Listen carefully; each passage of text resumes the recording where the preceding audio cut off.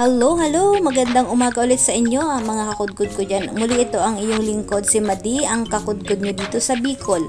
At syempre ito yung karugtong ng ating unang bahagi ng ating video sa Undas. O talagang Tagalog na Tagalog. At syempre ito na yung pinabili natin, di ba, inalis na natin yan. So nakagawa tayo dito ng apat na bulaklak. Simple lang mga kudkod dahil syempre tipid-tipid pag may time. So nakagawa ako dyan ng 4 kasi 3 sa aking kapatid, malaki sa taas at 2 maliit sa baba, at syempre yung isang medyo malaki-laki sa ating lolo at ang aking tita nakatabi ng puntod ng aking kapatid. So ito na mga kudkod, ready na yan nadalhin sa ating sa amin doon sa sementeryo. So malapit lang ang sementeryo sa amin na pagdadalhan nito, pwedeng lakarin, pwedeng mag sidecar, basta malapit lang talaga mga kudkod. So alam nyo ba na dahil nalibang ako sa kakabutingting ng bulaklak, hindi ako nakapag-almusal at tanghalian. So okay lang kasi ganun talaga.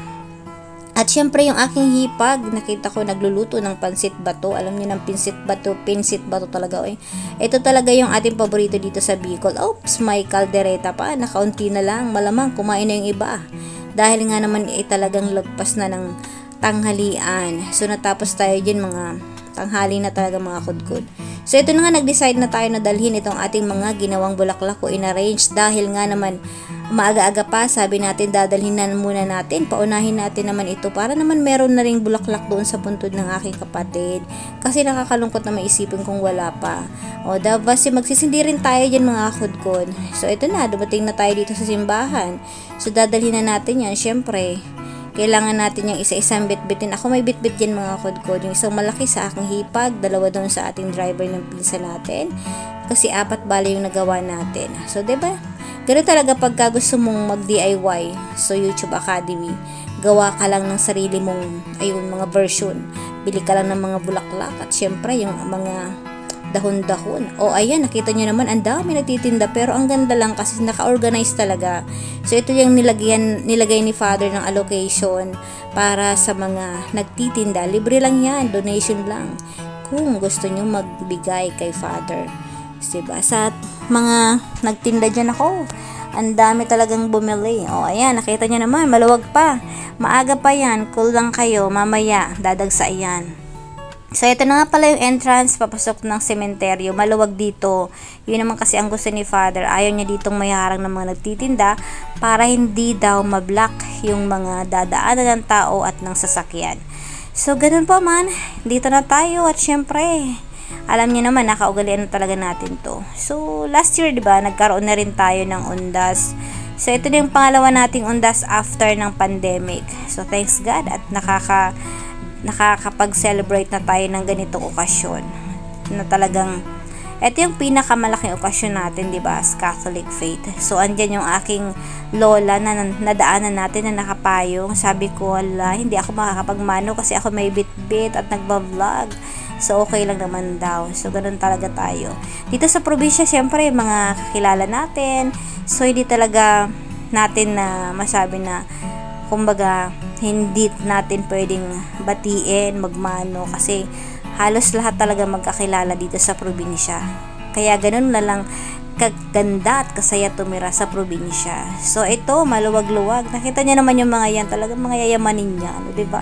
May privacy talaga sila, may mga grills para naman sa mga special or mga property nila, mga bagay na kailangan na nilang i-preserve ay hindi manakaw. Yun naman talagang reality, diba? Talagang may nawawala. So ito naman, ito nagsisindi dito mga kakudkod, yung mga talagang wala na, hindi nila makita yung puntod ng kanilang mga yumao. So pwede kayong magsindi doon, ang tawag doon ay tumba. So, kasi dati may nakatumbang krus dyan. So ito, tuloy pa rin tayo sa paglalakad. Medyo malapit-lapit na tayo mga kakudkod. So nakita nyo naman, ayan, dati walang ganyan, ang lalaki na Musila yun na ngayon. Talaga may terrace pa yung iba. So ito na, malapit na tayo. So may eskinita tayo dito. May block 1, block 2, ay hindi, wala namang block. So ito lang, papasok na tayo at syempre medyo maliwanag pa yan. Mamaya medyo madilim na. So andito, nabutan ko nga pala yung aking mga 2 tita na nagbabantay kasi hindi sila pwede magpuyat. So ayan mga kudkud, nandito na nga tayo sa puntod ng aking kapatid at syempre mga kamag-anak at dito lolo. At ayan nga, nilagay ko na ang ating bulaklak dyan, 3 sa aking kapatid at 1 doon sa aking lolo at tita. Naabutin ko nga pala yung aking titang 2 at nagbabantay na kasi hindi nga sila pwede magpuyat, diba? So sabi ko hindi ako makapagmano kasi ako may dala ng bulaklak at syempre nagva-vlog, diba? Lagi na lang rason ng vlog, pero okay lang, naunawaan naman nila yan. So ito na nga mga kudkod, dito nga pala yung aking kapatid, pinapakilala ko sila sa inyo. Ito yung aming bulsong kapatid na talaga namang hindi ko matanggap-tanggap dati dahil siya bunso nga naman, 'di ba?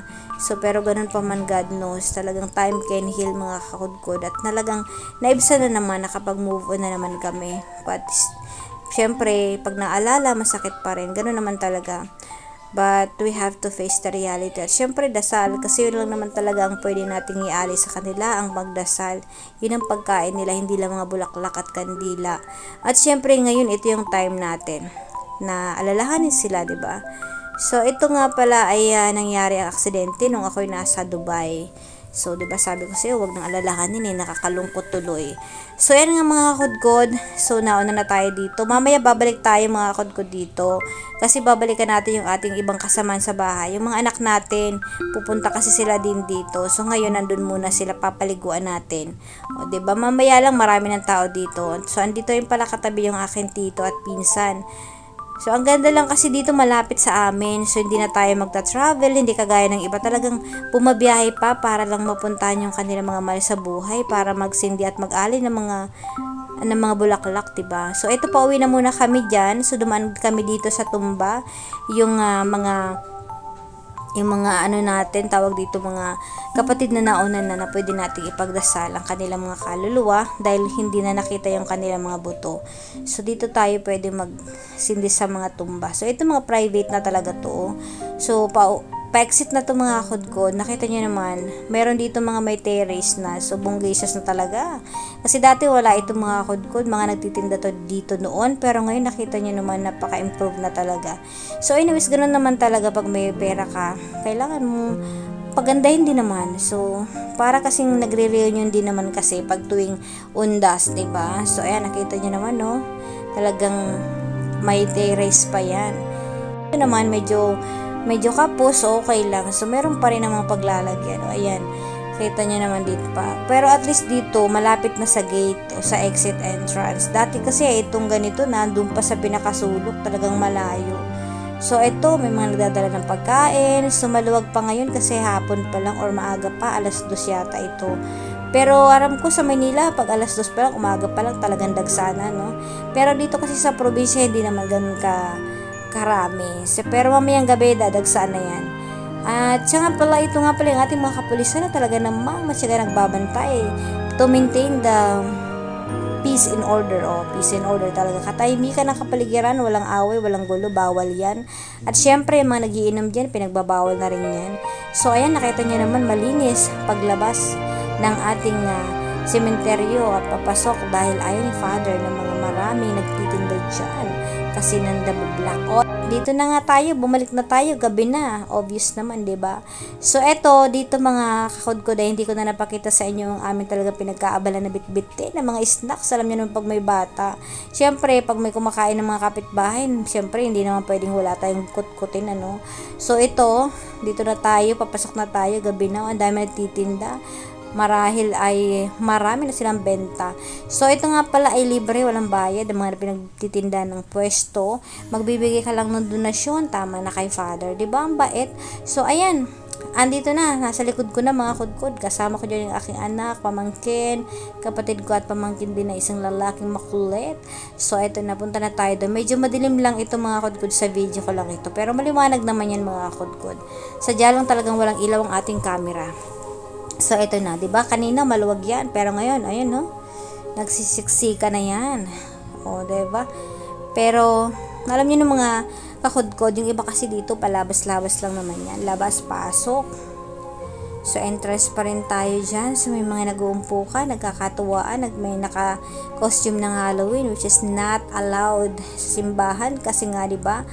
Halloween should be holy from the word holy, banal, o diba? Sa mga hindi nakakaintindi kasi dyan, ako, pinipili talaga, uy. Kasi ang All Saints Day talaga is November 1, pero dahil nakagulian na ng ating mga kababayan na mag-celebrate tayo ng pagsisindi ng kandila o sa sementeryo ng November 1. So, binabago na rin naman ng simbahan paunti-unti. But still, kami talaga mga kudkud, nagsisindi pa rin kami ng November 2. Binabalikan namin yan ang aming mga malisaboy, ang puntod ng aking kapatid. At talagang tayo ay nagsisindi pa rin, nagpapadasal sa bahay, nagluluto ng suman or biko. Ganon talaga. Nainitan yung pamangkin ko, nagpapaypay. O, diba, nakita nyo na, marami na sila dyan, nag-reunion na. O, ayan, ganon talaga. Pagka maganda yung inyong lugar, talagang akala nyo lang ay feeling nasa bahay at nasa sala, nagchichikahan at nagkakamustahan. O, ganun naman talaga. Alangan naman magtitigan, di ba? So, medyo maganda kasi yung kanilang pwesto dito. Yung iba naman talagang hindi kaya ay may sariling mga generator, mga kakudkod, dahil lang allowed lang naman talaga ng pailaw ni Father ay isang bombilya lang. So dahil marami silang mga bombilya doon sa kanilang mga mausoleo, ayan, nagkakabulol-bulol na tayo. So yung iba talaga ay naglalagay ng mga generator o nagbibit-bit sila. So diba, para maliwanag ang kanilang bahay or kanilang mausoleo. Ayan, nagkakainan na. Ayan, ito. Papasok na tayo ulit mga kudkod. Medyo madilim lang. Pero maliwanag naman yun mga kudkod. Kasi sa dami ng kandila talaga maliwanag. Yun nga lang medyo mainit na kasi puro kandila kabilaan.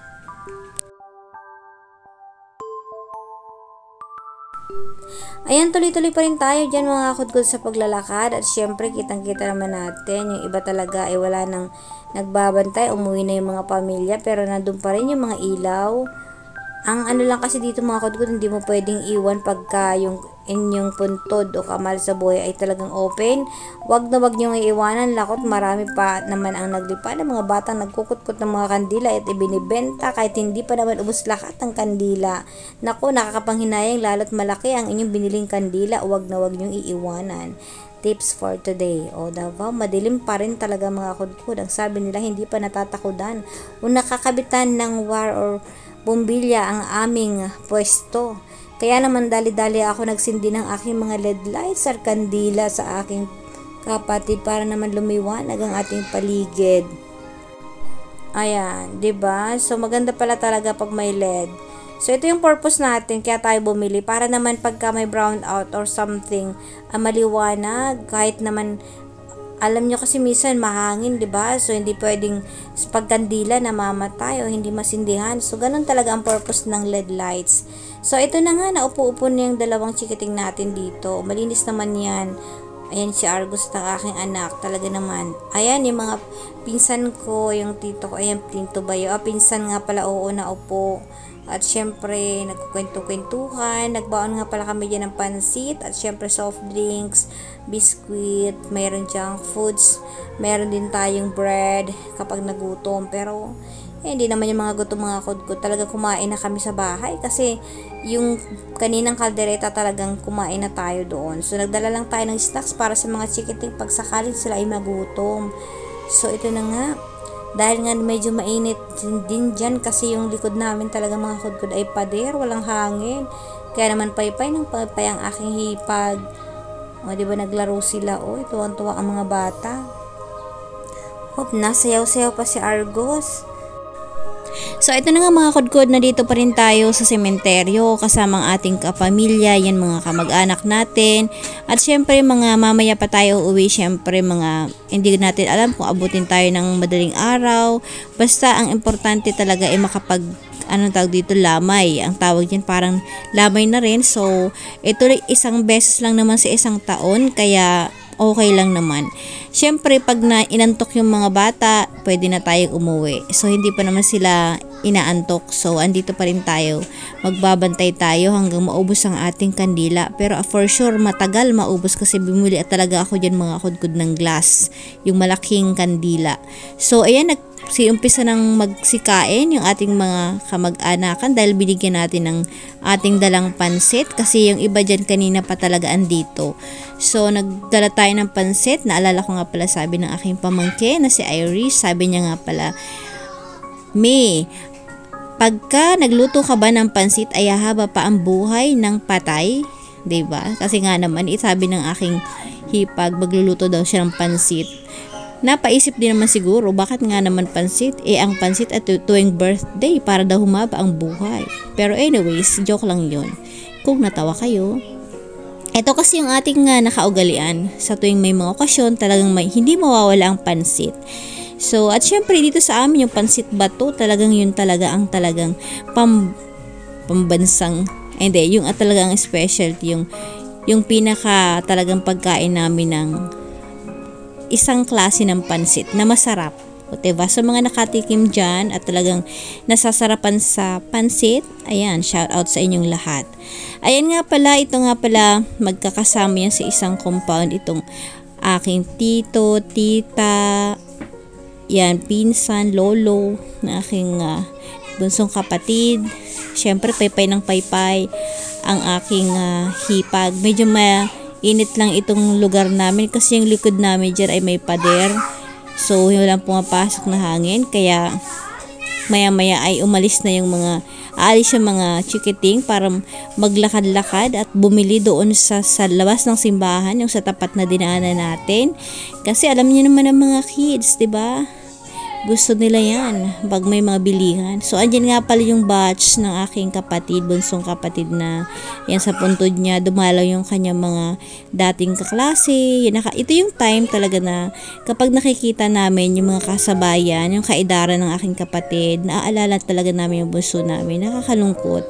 Kasi 'di ba, kung sana andito pa siya, ganyan na siya kalaki. So, yung parang sila yung tinitingnan namin. Parang naaalala namin yung aming kapatid sa tuwing nakikita namin sila, na-imagine namin kung gaano na siya kalaki, kung ano na ba yung basta yun yung mga kakudkod, nakakalungkot lang. But anyways, God knows naman. Alam namin na masaya na yung kapatid namin kung nasaan man siya naroon.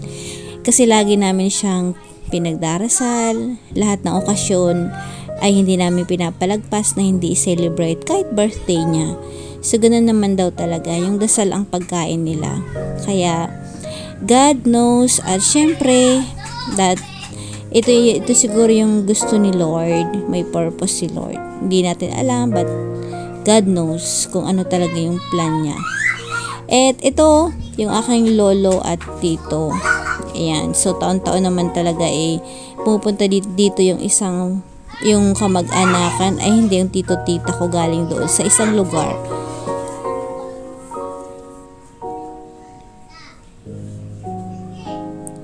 So, ayan mga kudkod, itong part na talagang ito ay sumama din ako. Actually, pumunta na sila dyan. Bumalik lang naman sila doon sa amin doon sa pwesto at inaya ko ulit na bumalik dahil medyo nainip din ako. So, ito nga pala aking anak at ang aking pamangkin na si Argos. So, ayan, bumili kami ng mais, sweet corn, at yung maiinom. Sobrang, hindi ako masyadong mahilig sa mga palamig kasi minsan, ang tatamis na mga palamig. Pero gusto ko kasing uminom ng medyo malamig. Kaya ayun, bumili kami dyan. At ito nga, pati yung pamangkin ko dyan, yan, si Shanti, ay bumili din. Kasi gusto niya rin daw nung mais, yung sweet corn. So, mabenta ito mga kudkod sa mga ganitong okasyon. Ang dami dito nagtitinda. Alam niyo, ito talaga yung patok ng mga negosyo ngayon, yung mga rolling store. Yan, rolling store ang tawag. So, marami nagtitinda dyan. Actually, medyo kumunti na yung tao. Madaling araw na ata, 12 na ito mga kudkod. Nag-aaya na nga ang aking anak dyan dahil inaantok na daw siya. So, sabi ko, sige, balik na tayo doon at ayain na natin silang umuwi. So, ayan, after namin dyan, ito nga, umalis na kami, nagpaalam na kami sa aking kapatid dahil naantok na yung ating mga anak, Junakes. Lalo na yung anak ko, masakit na daw ulo niya at hindi niya na kaya. So, ayan. So, anyway, pwede naman kami bumalik dito anytime kasi malapit lang naman ang aming bahay dito sa simbahan at sa sementeryo. At ito na nga mga kudkod, kinabukasan, actually ito talaga yung araw ng pagsisindi or All Souls Day. Kaya naman tayo ay nagpadasal sa bahay. So, ito yung altar na ginawa natin at nagluto rin tayo. Paluto si mama nga pala kasi hindi siya nakasama kagabi. Kasi alam niyo na, hindi na siya pwede maglakad ng malayo at busy rin siya sa kanyang tindahan.